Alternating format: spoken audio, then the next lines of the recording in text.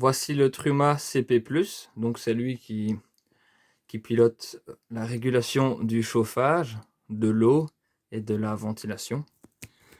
Il est très simple d'utilisation puisqu'il ne dispose que d'un bouton gauche-droite avec une validation au centre.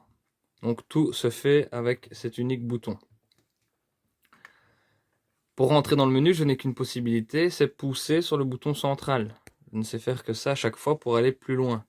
Donc si je veux rentrer dans le menu du chauffage, je mets une pression, comme ceci. Je suis dans son menu. L'icône clignote.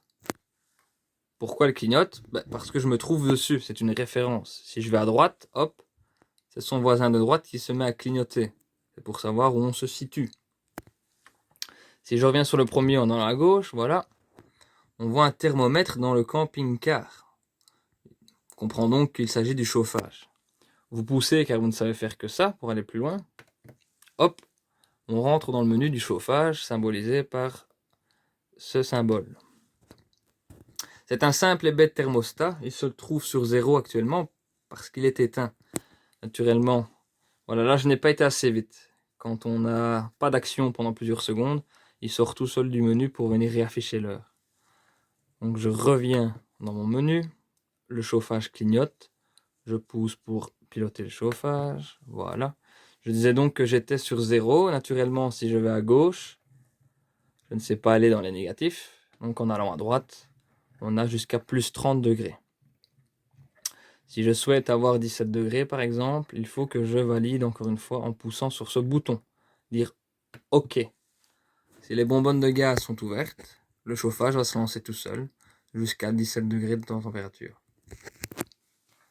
À côté, encore un thermomètre et on voit des vagues, un thermomètre immergé. Celui-là, il fait référence au boiler, au chauffe-eau.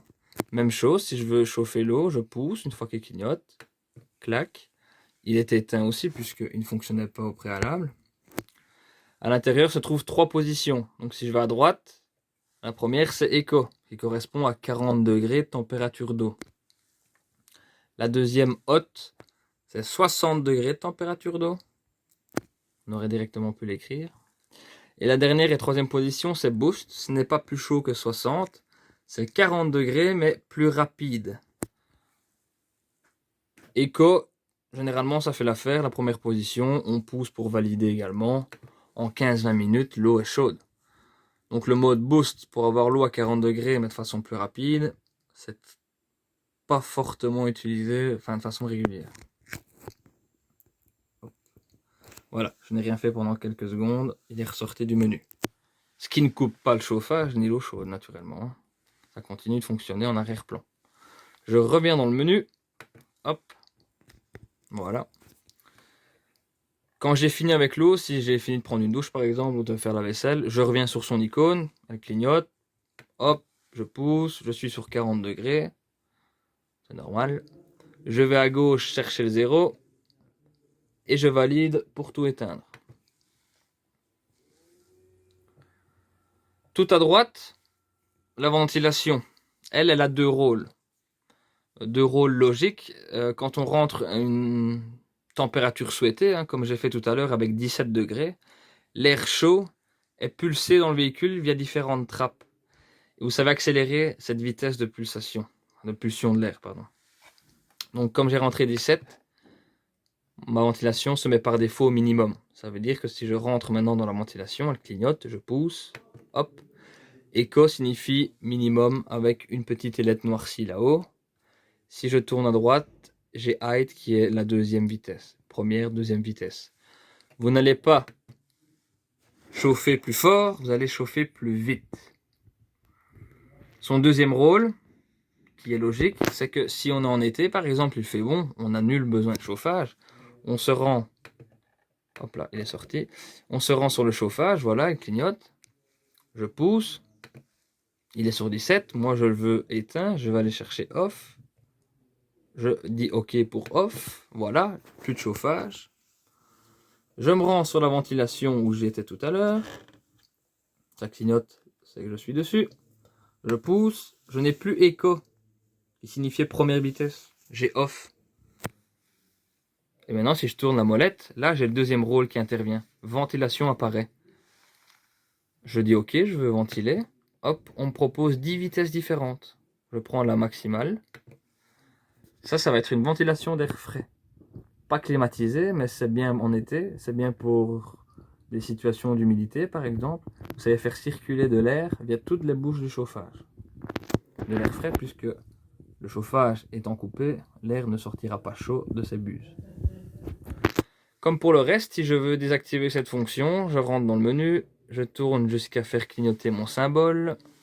J'ai été trop loin, hop, je reviens en arrière, je rentre à l'intérieur, gauche pour chercher le 0, et OK, je le coupe. Donc en fait, en haut, ce sont vos 3 réglages principaux. Vous avez le chauffage, l'eau chaude, et la ventilation combinée au chauffage, ou la ventilation toute seule. En bas, il n'y a que 2 petites choses à voir. Je dis 2 car la petite clé là-bas au fond, ce n'est pas pour nous, c'est pour l'atelier. Donc 2 petites choses à voir qui sont secondaires, un peu moins importantes, mais tout de même utiles. En bas à gauche, c'est un timer. Donc si je dis OK, je pousse pour aller voir plus loin. Il me propose une heure de départ, start. Vous mettez par exemple 9h au matin. Alors là, il vous propose une heure de fin. On va mettre 10 heures pour faire une heure d'intervalle. Le symbole du chauffage apparaît. Vous n'êtes pas obligé d'en prendre, vous pouvez appuyer sur off, il va vous proposer de l'eau si vous ne souhaitez que de l'eau. Ici pour l'exemple, on va tout prendre. Donc je vais mettre une fois de plus 17 degrés. Le symbole de l'eau apparaît, éco, 40 degrés c'est nécessaire. C'est largement suffisant pour se laver. Je dis OK. Là, comme tout à l'heure, c'est ma ventilation qui est combinée au chauffage, donc je mets en vitesse plus rapide. Je pousse car une fois de plus, je ne sais faire que cela. Clac. On. En fait, il me demande de valider, de dire oui, ce que j'ai rentré est correct, je suis d'accord avec ce que je viens de faire. Oui. Je pousse, comme d'habitude. Voilà, vous pouvez dormir, partir. Tant que le tableau de commande principal de la cellule est sur on, vous pouvez dormir, partir. Le chauffage va se lancer à 9h ou à 8h, je ne sais plus les heures que j'avais rentrées. Bref, il y avait une heure d'intervalle. Donc pendant cet intervalle, le chauffage, l'eau et la ventilation vont s'activer et se couper tout seul. Naturellement, là je l'ai activé. Si je ne le désactive pas, tous les jours, aux heures que j'ai rentrées, que j'ai programmées, tout va se lancer et s'arrêter tout seul. Donc si je ne veux pas le lendemain que ça se reproduise, je suis obligé de revenir faire clignoter le timer, rentrer dans le menu en poussant comme pour le reste. Il me propose directement off. Je pousse, il est parti, c'est éteint, c'est coupé. Et dernièrement, la petite horloge là qui clignote, c'est le plus simple. On pousse, c'est l'horloge, c'est l'heure. À modifier en fonction des changements d'heure, d'hiver, été. Surtout si on utilise le timer ici, puisque lui, il va se baser sur l'heure qui est programmée là. Si vous ne faites rien, il va ressortir tout seul du menu et afficher l'heure. Voilà. Sinon, on peut appuyer sur la petite flèche retour. Voici le Truma CP+, donc c'est lui qui pilote la régulation du chauffage, de l'eau et de la ventilation. Il est très simple d'utilisation puisqu'il ne dispose que d'un bouton gauche-droite avec une validation au centre. Donc tout se fait avec cet unique bouton. Pour rentrer dans le menu, je n'ai qu'une possibilité, c'est pousser sur le bouton central. Je ne sais faire que ça à chaque fois pour aller plus loin. Donc si je veux rentrer dans le menu du chauffage, je mets une pression, comme ceci. Je suis dans son menu. L'icône clignote. Pourquoi elle clignote? Parce que je me trouve dessus, c'est une référence. Si je vais à droite, hop, c'est son voisin de droite qui se met à clignoter. C'est pour savoir où on se situe. Si je reviens sur le premier en allant à gauche, voilà, on voit un thermomètre dans le camping-car. On comprend donc qu'il s'agit du chauffage. Vous poussez car vous ne savez faire que ça pour aller plus loin. Hop, on rentre dans le menu du chauffage symbolisé par ce symbole. C'est un simple et bête thermostat. Il se trouve sur 0 actuellement parce qu'il est éteint. Naturellement, voilà, là je n'ai pas été assez vite. Quand on n'a pas d'action pendant plusieurs secondes, il sort tout seul du menu pour venir réafficher l'heure. Donc je reviens dans mon menu, le chauffage clignote, je pousse pour piloter le chauffage, voilà. Je disais donc que j'étais sur 0, naturellement si je vais à gauche, je ne sais pas aller dans les négatifs, donc en allant à droite, on a jusqu'à plus 30 degrés. Si je souhaite avoir 17 degrés par exemple, il faut que je valide encore une fois en poussant sur ce bouton, dire OK.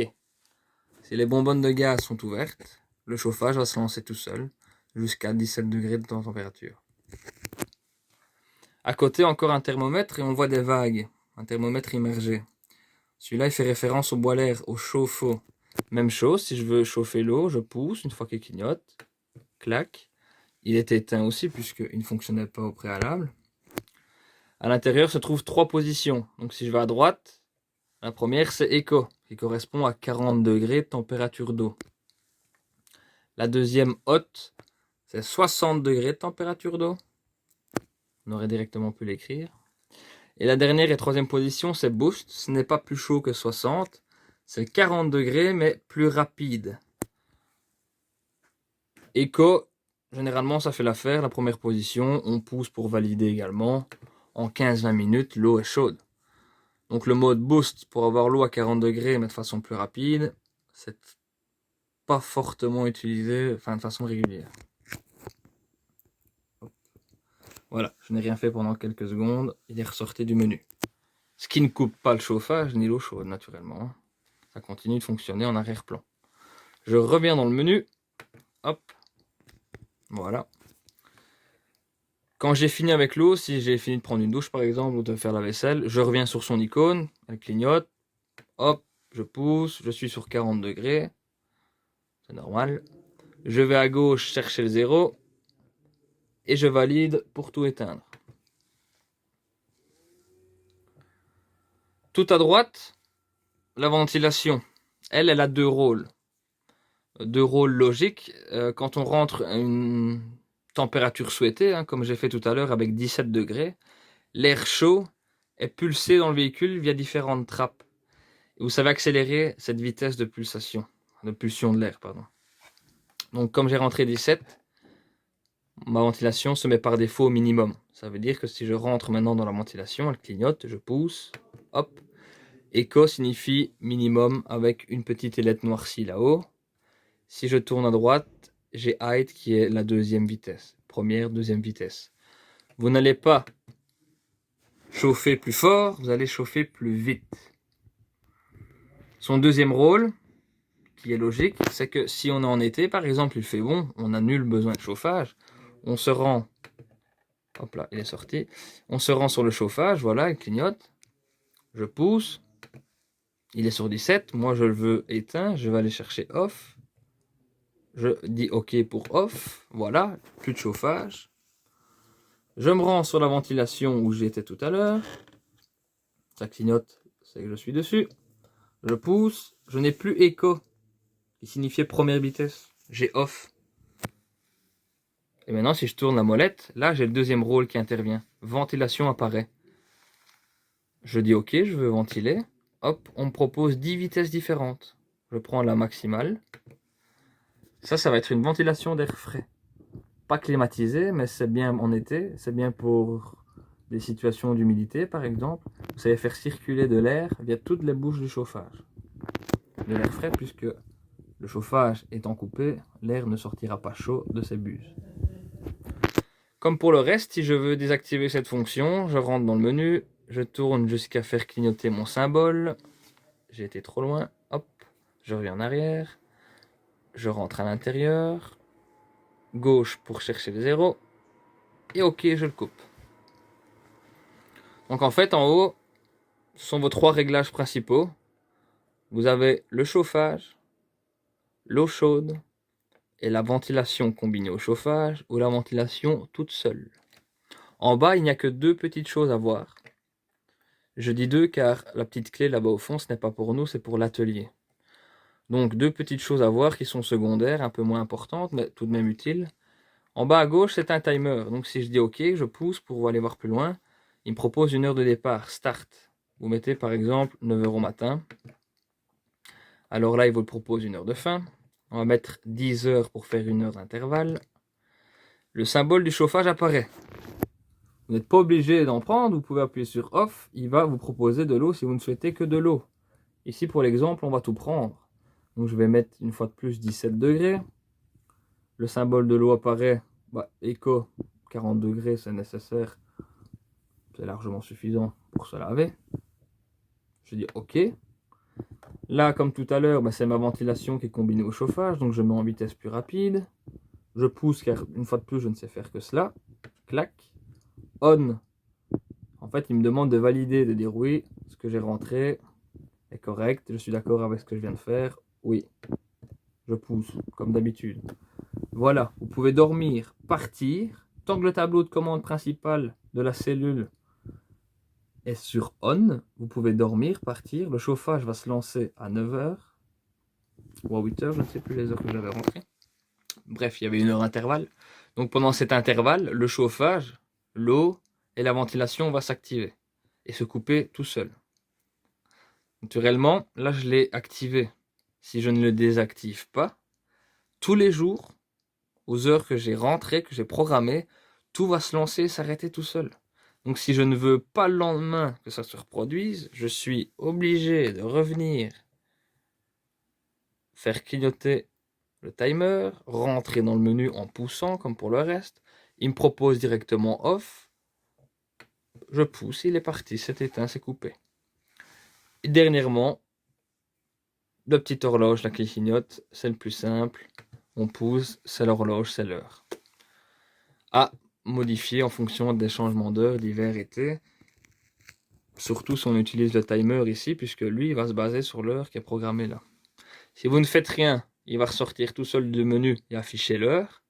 Voilà. Sinon, on peut appuyer sur la petite flèche retour.